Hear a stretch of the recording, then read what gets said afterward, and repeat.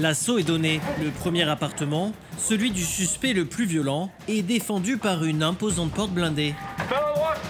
Allez, ferme à droite. À l'intérieur, personne. En fait, l'individu recherché sera interpellé par une autre équipe un peu plus tard dans la journée. Non loin de là, au domicile de l'autre suspect, considéré comme dangereux, les gendarmes vont avoir plus de chance. À gauche, à gauche. Restez couchés à terre, au sol, tournez-vous. C'est comment votre nom, monsieur? Vous êtes le père? Ok, Seb.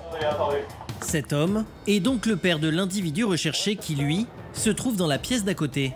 Une fois le suspect maîtrisé, les gendarmes tentent immédiatement de rassurer sa femme et ses enfants, impressionnés par l'assaut.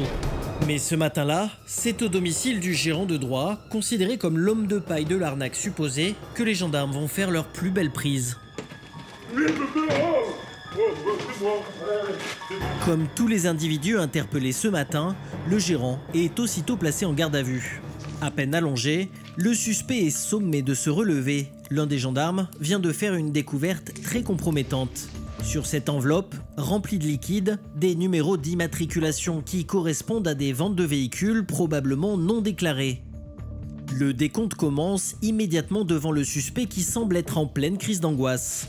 Bilan, plus de 7 900 € en petites coupures. Les enquêteurs pensent que cette somme correspond aux commissions touchées par le gérant pour sa complicité dans l'arnaque. Il va devoir s'expliquer sur la présence d'un tel pactole chez lui, car ce n'est pas fini. Au total, les économies du suspect s'élèvent à 11 700 €. Une pièce à conviction qui vient s'ajouter à tous les autres documents saisis: bulletin de paye, assurance, déclaration du Pôle emploi, feuille d'impôt, passeport et même des preuves de transfert de fonds réguliers à destination du Maroc.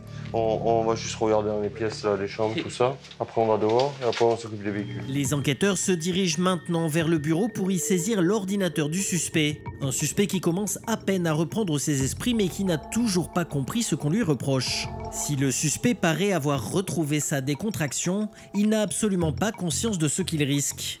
À ses yeux, les faits reprochés ne sont que des broutilles. Il ne va pas tarder à déchanter, car la journée ne fait que commencer. Pendant que ses complices sont entendus par la gendarmerie à Châtellerault, le gérant est emmené par les enquêteurs du GIR pour assister à la perquisition du garage.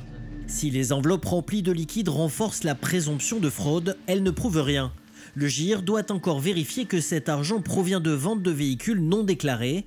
C'est pour ça qu'il doit saisir tous les documents administratifs du garage.